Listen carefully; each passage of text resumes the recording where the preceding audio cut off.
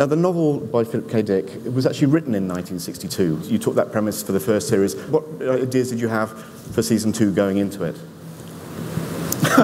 For my ideas?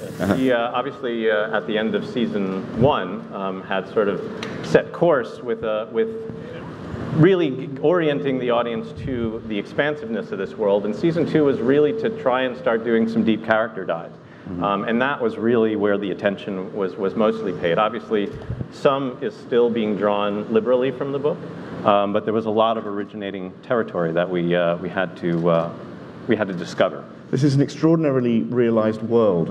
How do you approach a project like this? You're dealing with not just alternate realities, but you're dealing with several alternate realities within the prime world, I believe you call it. How do you start with something like this? Well, we started with a lot of research about the exact time period, and then we looked at a lot of research of World War II and every aspect of that. And then we had a series of conversations and basically the thought experiments, which are the central spine of the show, which is how is it different? You know, so it's a period show really, but it's an alternative period show with, you know, huge differences. For example, we took away the '57 Chevy because if America doesn't win, you don't get that amazing 1950s America. It just never happened. And you don't have rock and roll the way we think of it. There's just all these things that, so there were a lot of, almost a sociology discussion before even a design discussion. It was such an intense research period because you have to know our history inside and out, and then you have to do the really hard task of holding up a mirror to yourself and trying to identify all those things that, we really take for granted. You know, this world is a world where when that fork split, you know, you start to think of the 1962 and sort of the index for modernity could no longer be that Mary Quant miniskirt, because the free-spirited optimism that we so well know and the kind of rock and roll influences, they just never happened. We were just trying to create a nostalgia and that's evocative of the early '60s. And guest directors, you know, they're always encouraged to approach things as cinematic as possible. And certainly, I'm there to help steward or champion that cause.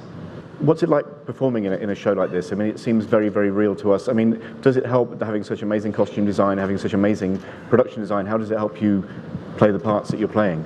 The first time I ever tried on the SS uniform, I stepped out of the room, and a couple of people saw me and went, "Phew, Jesus Christ," and, you know, and it was a very powerful reaction. And you would walk down a hall or whatever, and you could see people kind of back off, and instinctively, you know, a couple of people might say, "Yeah, wow, that's really something." A couple of days later, you walk down the same hall, and people are like, "Hey, Rufus." And then after a few weeks, it's your clothes. When you are so surrounded by this iconography, that's normal. Yeah, I'm used to having a picture of Hitler over my shoulder now. It's not a healthy thing. Yeah. It's very good for the show because the clothes become clothes, your seats are seats, and it has to be that way. Yeah. That you're not walking around being a Nazi, you're walking around being a human being. You're breathing, you're eating, and that's what happens. People forget, and it just becomes normalized, which is what the show is about, I think. Yeah. As a character actor, you're always kind of thrown into different scenarios on different shows, and so that, to me, that felt like after that happened, like now I know where I am. I know where I am here, and that's because of the scenic design, beautiful scenic design, and the clothes and everything else. For me, what's interesting is the stories that societies tell themselves and that people tell themselves, in which, you know, in order to live, in order to get on, in order to survive. Stories which make them the central figure, the hero, the victim. And it's a process that we go by, and in what way does this man believe he's a good man? And what type of things has he had to hide from himself in order to do that? And are they going to start to creep back on him? Did you imagine that our reality would catch up Did you with fight the show? Trying to be too topical? No, it's the world's changed and become, unfortunately, more like the world of the show, or the threat of it. Do you self-police on these things? I mean, after all, it's an entertainment show. How do you... I think self-policing is the most dangerous thing to do. In a thing like this, if you're talking about Nazis, if you try to steer away from the horrors, that is the most dangerous and irresponsible thing you can do. I think you have a responsibility to show where this goes. And if you try to steer away from the things that will offend people, then you're in dangerous territory, I think. And that's what's so essential about being with Amazon. I mean, we are not with a commercial broadcaster. There have been just the opposite. There's been encouragement to be as bold and venturesome as we can be.